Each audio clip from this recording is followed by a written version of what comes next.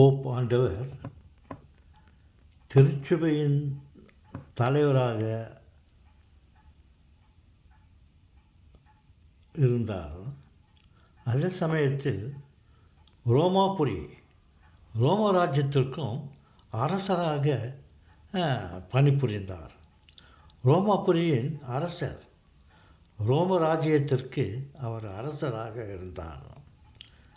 அதே சமயத்தில் திருச்சபையின் தலைவராக இருந்தார்.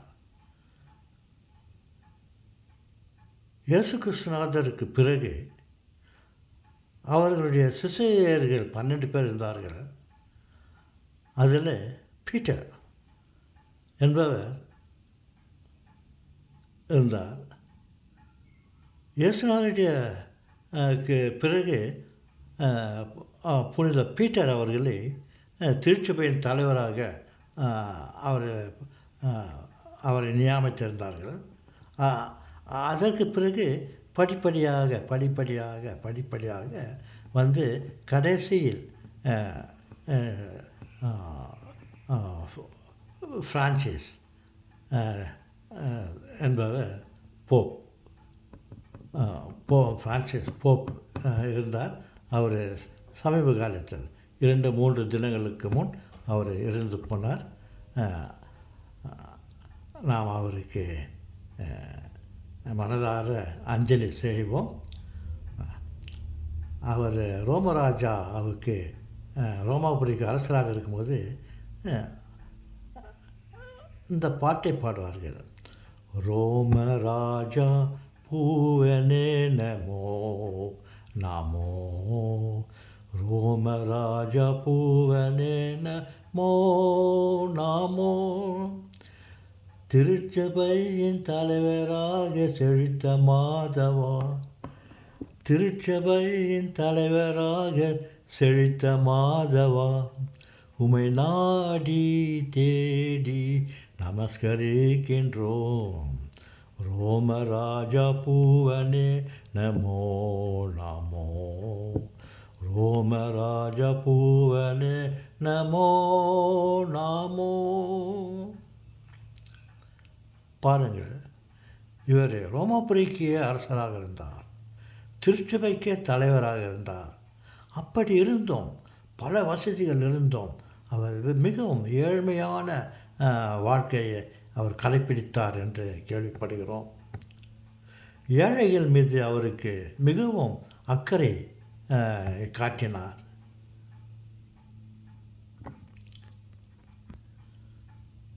மத பிரிவினைகளை அவர் ஆதரிக்கவில்லை. எல்லோரும்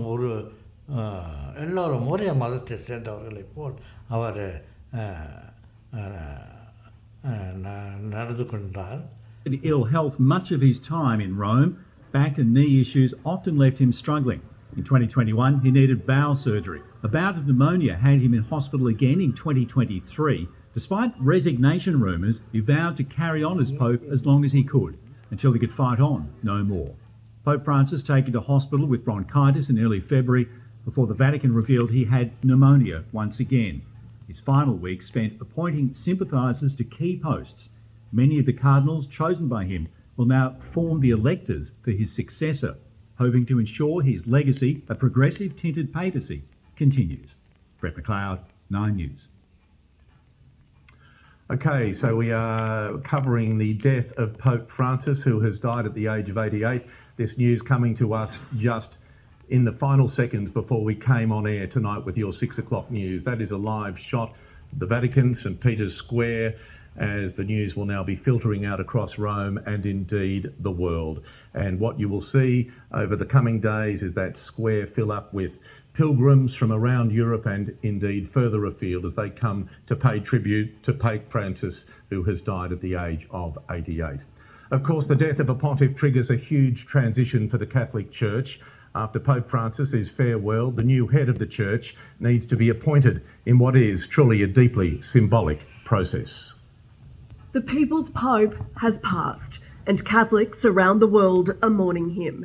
During the next few weeks, solemn ancient traditions will play out. The Vatican now enters a 9-day mourning period. multiple masses will be held.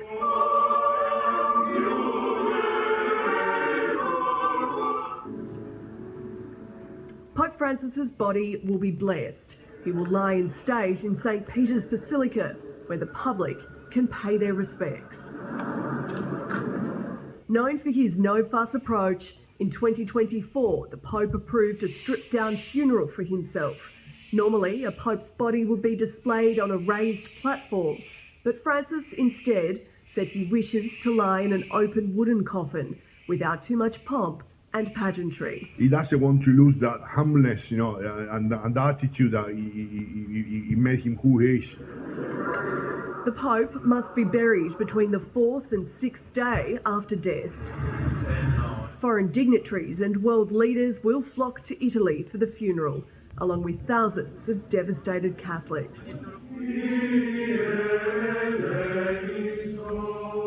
Typically, popes are buried in a crypt beneath St. Peter's Basilica, but in yet another break from tradition, Francis has chosen to be laid to rest at the Santa Maria Maggiore Basilica in Rome, making him the first pope in a century to be interred outside the Vatican.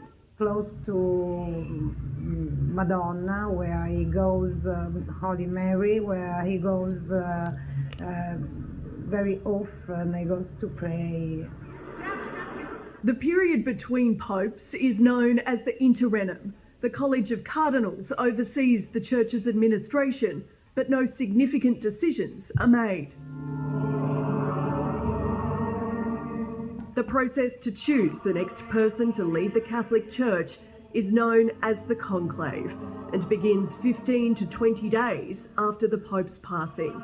It's a highly secretive process that unfolds behind closed doors in the Sistine Chapel.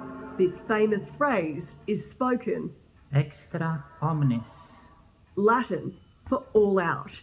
Cardinals are locked inside and take an oath of secrecy.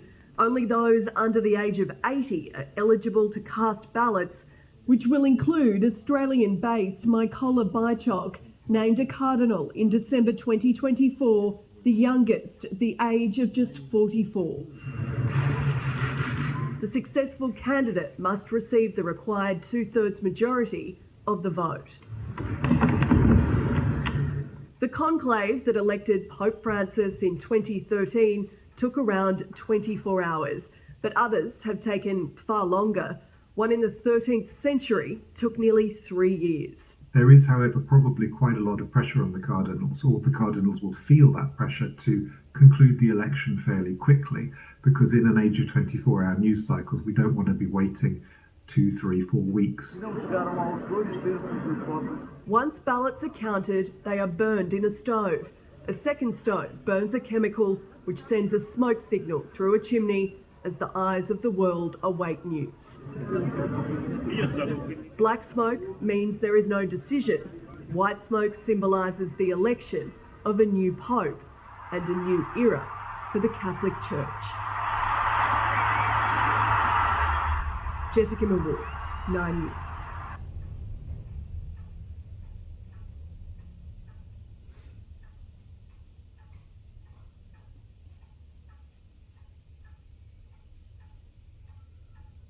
At Spotlight, save a massive 20 to 50% off store-wide, including Manchester home decor, fabric, sewing, craft yarn, party curtains and blinds.